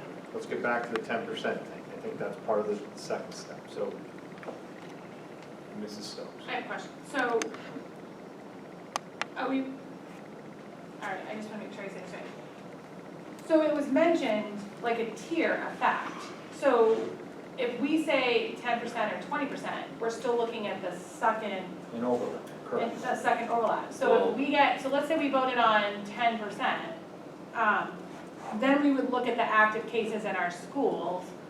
So I guess I would like to know what we think the number for that second part is before I vote on 10 or 20, because if the number is low, then maybe we do go with 20. So I mean, I don't know. I understand what you're saying.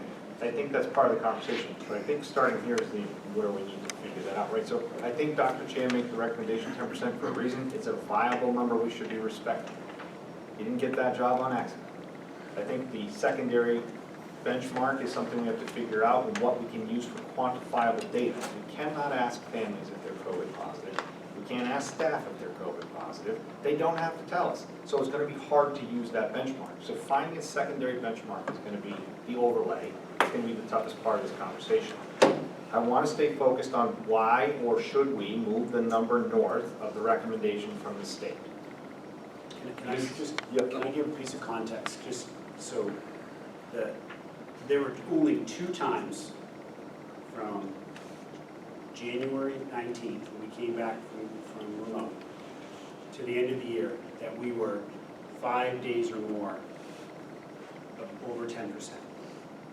Only 2, okay? So, again, you were, 8, 9, down to 5, 2, 3, whatever, but only 2 times did we string, 5 days and then 7 days, or 8 days, excuse me, for a second outbreak. So maybe your 10% could be for what is the number of days that then you say we're going to wear masks for a certain number of days. Because the second metric, as I mentioned earlier, that there are too many variables to figure out if that overlay works, because just like, again, I could take 5 days vacation tomorrow and be COVID positive and not tell any of you, right? You wouldn't know that. So I would recommend that the board look at the number for a certain number of days and then say, based on that number of days, we wear it. So 3 days or 10 more, we wear it for 6 days, right, to try to combat it. or 5 days, or whatever you decide. But then it's 3 days of 10 plus equals this. And then at the end of that, you look at it again. If we're still there, it's another X amount of days, or it goes back to mask optional until said time we get to 3 days of 10 days more, and then it's another X amount of days. Right. That's easy, it's objective, Simple, we can quantifiable. transparently share that. Yep. Mrs. Stevens? I'm not going to support increasing to 20%. I'm going to support staying at 10. Okay. I think that we have such a split opinion from our parents that it would really be almost a disrespect to say, oh, we're going to be mask optional, which, you know, is what we're doing, and if we do have to require masks, we're going to make that level just that much higher. If somebody's already uncomfortable, I just think we're not being fair to them. So I will support staying at 10%. I will not support going to 20. Okay. Mr. Kamiri? This is a question, Kyle. So on the school tab of the dashboard, they report active cases, recovered cases, cluster for each of our schools in the district. That's not going to happen now. So the schools, basically the school site of the dashboard is irrelevant. It does the community, it does, so you can sort that by K-12 or college and university. So that county number is still the same, right? We will report when we are told that we have a case, but there's no guarantee that that will be accurate. And I can just say it was a frustration point for many SAUs around the state last year, because they would say, we weren't masked, but we're going to do it now because we have 10 cases at Spalding High School. And a parent would go to that website and it would say 0, because they were understaffed, undermanned, and they couldn't keep up with the data. Okay. So that is not an accurate representation. Okay, I just want for that clarification, so we can't use that data point. Thank you. Mr. Boyer? I'm actually going to pull my motion off because, as Mr. Nichols pointed out, I think we need clarification exactly what is making up that 10% as a reference point. Ms. Harrington? I just wanted to go back to my point that from November to January, we were probably over 10% in many days, right? Right, Like on the remote.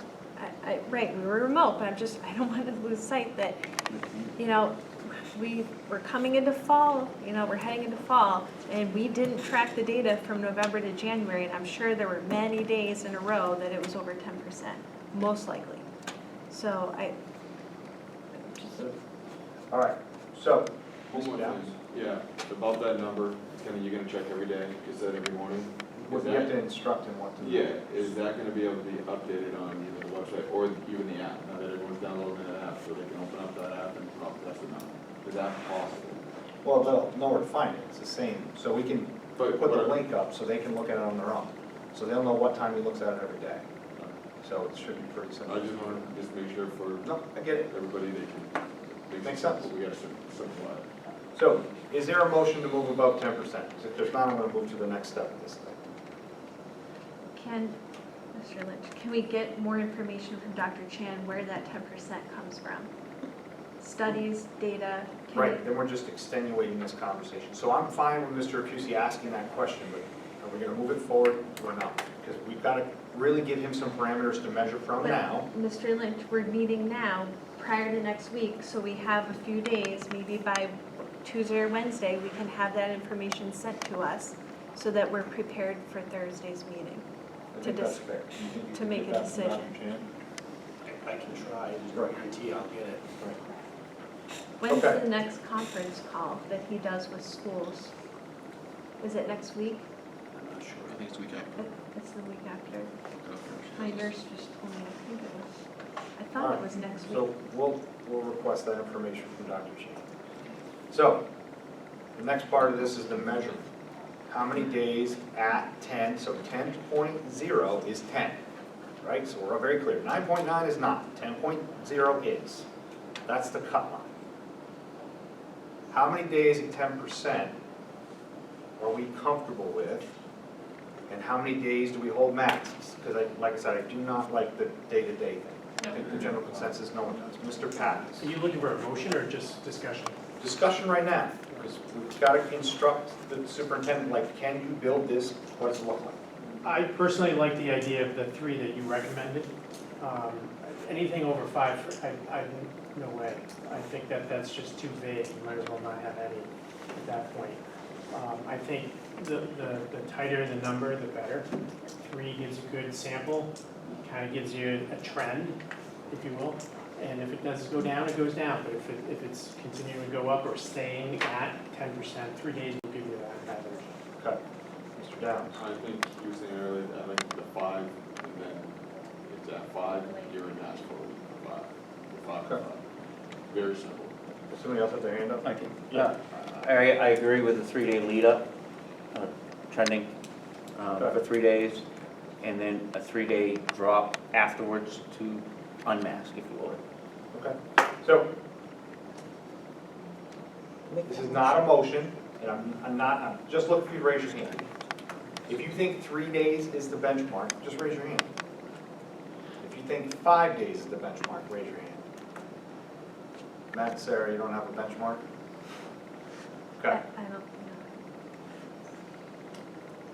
Ms. Grass. Could I just say that in the back of my mind for this discussion, and I just want everybody to keep this in mind, we're getting bogged down in numbers. We're trying to prevent closing schools. Yeah. The goal is to prevent closing schools, and the way to do that is to prevent the spread of COVID. In the child care center where I worked 2 weeks ago, we had 2 positive cases in a classroom in the preschool program. We have a preschool program, we have an infant toddler program.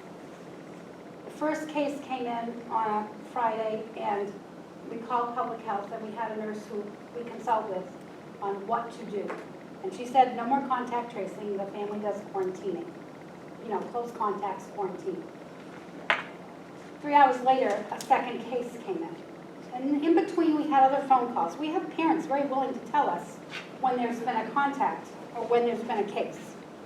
We've had no problem with the families that we service saying, my kids tested positive, or my kid's uncle tested positive, what do we do? You know, they ask for information. The second case came in, the public health nurse said, you really need to close your program. So we closed the entire preschool, 5 classrooms, for a week. It stopped the spread. It worked. Now, we have little kids who haven't been vaccinated, and it's very difficult for masking in our business because they're little. Sometimes the fours can easily wear masks, but we don't like to do that for them. We do a lot of outdoors, windows open. We decided immediately on those 2 cases we were going back to full protocols. All adults in the building have to wear masks. Very strict on symptoms. You've got a runny nose, you're going home. And that's hard on families, really hard on families, and we know that. But in order to keep our center open, in order to keep providing a service, you have to follow some protocols. The screening protocol, I agree, is a good idea, but it's really difficult. It's very difficult. Thermometers are not reliable. A thermometer, a digital thermometer may work before you find for 2 weeks, and then it's not reliable. It's a continual battle of, do these thermometers really work? So we didn't do the screening, but all the other health protocols we went right back to, and we stopped it. You know, we're trying to keep our center open. We don't want to close. And I think that's what we need to keep in mind here. We want to keep our schools open. We don't want to have to go to remote learning. So yes, we may ask you to do some things that you don't like or agree with to keep everybody in school. So I just want people to not lose that and get bogged in the numbers and realize what we're trying to do. I think the conversations are good. I think we're having a lot of good context about the measurements of where and the how and the what. I think what we're asking the superintendent to do is to look at this and see if he can build a schematic. We're not voting this in today. That's not the plan. We'll bring it to the full board next week. They'll show us how he does it. We'll make a plan, right? I still believe 5 and 5 is the way to go. If we're at 5 days, 5 days at 10% or higher, we mask for 5 days. 5 and 5, not 3 and 3. Or 3 and 3. It's really, but I think in a structural, one second. In a structural setting, I think 5 makes sense, it's simple. And I think we can tell the superintendent, first thing in the morning you check, that's the number you use, and he tracks it, and that's it. And he tells us where we're at. Okay, does anybody else want to have Kyle look at something else so he can, we're not voting this in, we're just gonna look at, and review it the full board, but that's where we think we are. Mrs. Stokes. Do we know what other towns are doing for their protocol? Do we know, like, what Dover's doing? Dover's masked. Masked. Masked. I have no idea. Yeah, Dover's But, masked, I mean, Summersworth's masked. Oyster River's masked. Oyster River's masked. They're masked. Davies mask. All right, Would- forget that. Gary, thank you. What do I ask? There's another option, we can just make this very easy for tracking. And that's called, leave it optional for the families and that's it. It's still an option that we can do. We are optional now, but it would say we leave the responsibility of making sure your children are healthy is to them. And if they send them in sick, then we have to have a different meeting, a special meeting and say, well, the families are not doing their job. And then we're forced that in. I don't like it, but it's the reality. I think that there's too many people on the other side of the argument to just completely dismiss that. Mrs. Harrington. I was going to agree. I think it should be a family choice and remain optional. I really do. That's what we're doing, isn't it? No, not if it's at 10%. It's for 5 days, 3 days. Then that's no longer an option. It becomes mandatory. I would be fine with strongly recommended.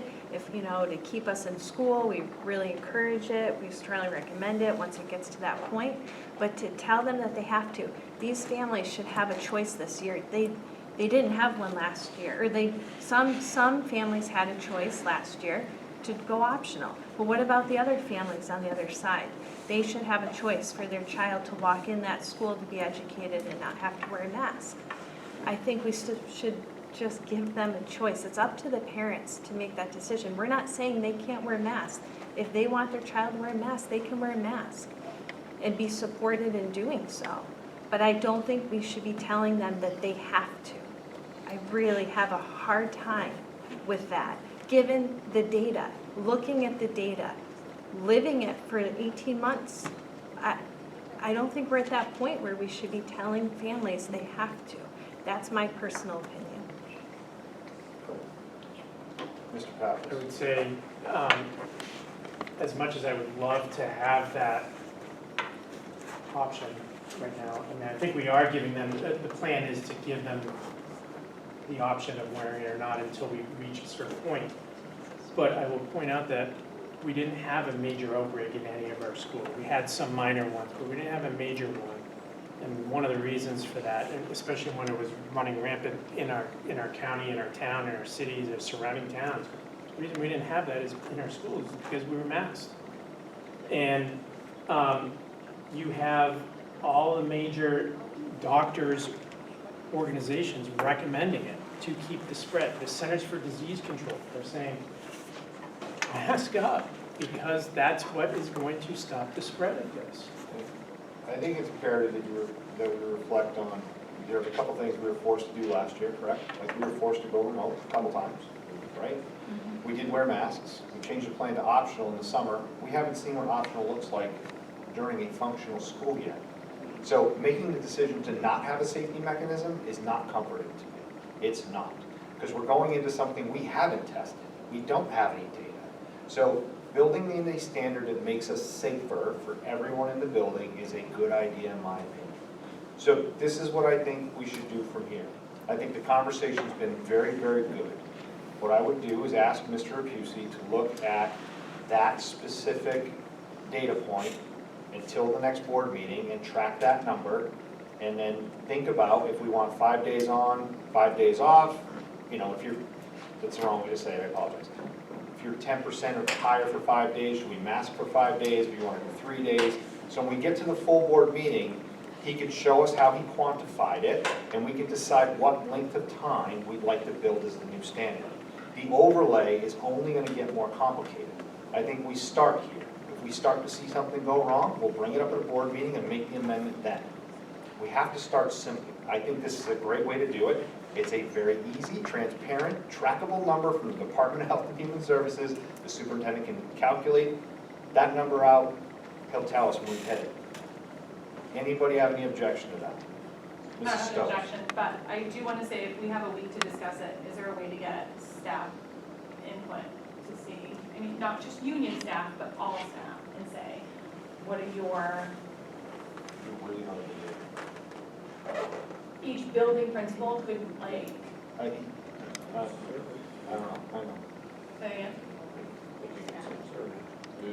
I mean, like, again, I think these are the people that are working with our students, and I think that if we make these decisions, we have a bunch of parents here, we've gotten emails from parents. I think if I'm gonna make a decision and we have a week, I'd like to see what the staff are saying, and I think a survey would be great, because I think we need to add that input. We have data points, and I think that should be a data point that we add in. We don't know, I mean, I can talk to the teachers that I know, and you can talk to teachers that you know, but what are the consensus of our staff? Are they still concerned? Because last year they sat out there with signs. They're not here this year. Are they less concerned? Are they more concerned? And what are their concerns? I think those things need to be evaluated. When we're talking about potentially 10% or not 10%, or I think we have to add that data point in, and I think we're missing that. So, and I'm saying union and non-union, all staff should be have the opportunity. If we can get a general consensus from the administration. Something, I don't care how, but I mean, we have building principles. Surveys are kind of an open-ended topic, so you really need to quantify what you want them to be asked, because, you know, right now, I would ask, based on what was just said, over 10%, 5 days, right, 5 days on. But I could come back and say, well, I didn't want you guys to ask that, right? So what would you like me to ask the staff? I think it's what we'd be recommending. If this is what we're thinking about Yeah. doing, what are your? Do you feedback on that? support Yes or no? masks? Do you not support masks? I mean, Masks 100% of the time, or part-time, Again, optional, or, The I mean, more there's so questions many we ask, things the you could harder ask. the data gets to quantify. I think if we simplify, like, we're talking about introducing this new proposal, the projection is, you know, the idea is 5 days or whatever. Would you support that, yes or no? Are you in favor of yes or no? I don't even think we should do the 5 days on, 5 days off. I think it's, for me, it was just more of a question of, do you believe the schools should be masked? Do you believe that the mask should be optional? And I think maybe, because Ms. Grassi made a good point where the elementary is not able to be vaccinated, if we could get that data for elementary, middle school, and high school, I think it'd be, you know what I mean? Like, I mean, staff at the elementary may say, yeah, I do, and I think we should know where that data is coming from. Or you could just do elementary and then middle and high school, because they're all over 12. But I think it's just very simple questions. Do you believe that schools should be masked? Do you believe that it should be parent option? And then, I don't know, if they have anything else they want to add, I would say they could go to their building principal and say, here's a concern, and their building principal can come and bring it up. Like, these were some of the things that were concerned. Okay. All right, We need to get parent. Mr. I Pappas. think if you're gonna do something like that, you can't kind of go to your building principal with this story, because then it gets filtered somewhat. I think if you're going to ask the staff, it needs to be some sort of a survey, whether it be like on Google or what have you, specific to their email account, or however it's done, so you don't get outside people voting and whatnot. But I think it's important to get I agree. some voice I from think the staff. starting simpler, you know, this is the mask, no mask, I think that's important, so we'll start there. At least something. I understand. And I would encourage, sorry, I know what you're saying, I would encourage parents to keep letting us know what their opinion is, because again, Ms. Stevens brought up, it's 50-50. So I think parents should be able to email us and say, this is my concern or my thing, and I would encourage that, because somebody made a comment, I didn't come because I don't want to be in a building with masks. So again, I think we need all that. So the parents that are emailing, I think we are all listening to that, and we're taking that into account, and I think they need to keep emailing. Okay. Mr. Bollier? Ms. Lynch, I think we just have to suspend the metrics at this point. Because if, let's say, went up 10% tomorrow, then we'd be wearing masks on Monday based off of the current plan. Yeah, So we would, I would make a motion to suspend the current metrics that we are using regarding the 10%. Second. We have a motion on the floor to suspend the current metrics, which means that we would be optional regardless of 10% or not. Everyone understand the motion? So we're amending our, Mr. Why? Bowyer made a motion Yeah, to amend our current opening plan or procedures for opening plan to suspend the matrix at 10%. So we have time to look at this data at the next full board meeting. So we don't go back to yes, on, off, on. okay, all right, Okay. gotcha, okay. Mr. Pappas? So we have a holiday weekend where people travel and what have you, and what if there's a spike in our numbers in Rochester where it goes crazy? Is there any sort of safety mechanism to mask up on Tuesday? No, not anything under that, it would be. So where you have this, the Centers for Disease Control practically begging people not to travel on this holiday weekend to prevent the spread of this. What, it seems irresponsible to not have some mechanism. I agree. I don't think we should suspend it until we get to look at what the options are. I think having a mechanism is better than not. We're looking to amend the mechanism, but I don't think we need to drop Mr. Bowler. But just for the point, if we had this mechanism that we're thinking about in place, we wouldn't be masking next week. Right. It would be the week after. Right. Which means that Thursday, we would have that conversation in a 5-day period or 3-day or 7,645 days are looked at and figured out. Right. So to that point, Tuesday wouldn't be, it's a moot point in my opinion. Okay. All right, there's a motion on the floor. The motion is to suspend our current matrix. Everyone understands what that means, correct? All right, all those in favor? Aye. Any opposed? No. I'm gonna say no. So there's, I think you guys have it. Can we get a Let's do a We'll roll have to call. roll call it out. Yeah, if you can roll call it out, please. So yes is to suspend, no is to remain. Correct. Mrs. Keep it the way it Stevens? is. No is keep it the way it is. Yes. You okay? Ms. Stevens? No, Mr. Buller? Yes. Mr. Pappas? No. Mr. Downs? Yes. Mr. Munn? Yes. Mrs. Ironwood? Yes. Mr. Lynch? No. Mr. Kamiri? No. Mrs. Grassi? No. Mr. Nicholson? Yes. Mrs. Stokes? Yes. 6-5, yes. All right, so it's suspended. Okay. So we've been the superintendent's instruction. We'll start looking at the data, the full board will review it and decide what we're going to implement next. Anything else? I just want to be clear. I can follow what was proposed, but your job is to tell me what to do. Yep. So you will all say 5 days, 5 days, or 3 days, 3 days, right? I'm not coming, I can come and say where I'll put it on the website, right? Like that was a clear ask, I can do that. Yeah. But I'm not going to come up with this. Yeah, no. So to ask, and I'll say it, and you guys can agree. Does that sound fair? What we discussed was tracking the, Matt? Why is this font getting smaller? Antigen and PCR test positivity rate last 7 days. For Rochester, right? For Rochester. We would like you to track that to the next full board meeting to see what the number looks like. And during that time, we are going to decide if it's 5 days, 3 days, 6 days, 365 days, whatever. So we're using that as our new quantifiable measurement of standard. Everybody got that? That's all he's tracking right now. He quantifies that, we review it, we say yes to it, yes or no. The overlay is going to have to come later. I do not think we have a measurable that we can use currently, we can overlay. Where is that gonna be posted though, just so, Where's what going to be posted? this antigen and PCR 7 days? It's on the website. Kyle's going to post the link. We talked, Shane asked if we could post it. We'll just put the link up and people can click the button and check it every day.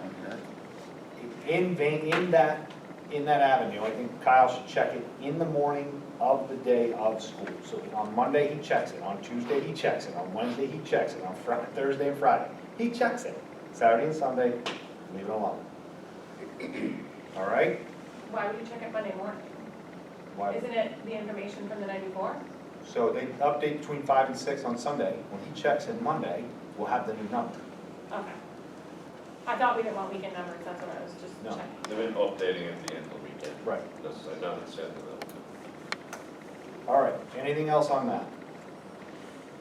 Is there a motion to adjourn? so moved. Second. All those in favor? Aye. All right, we're adjourned.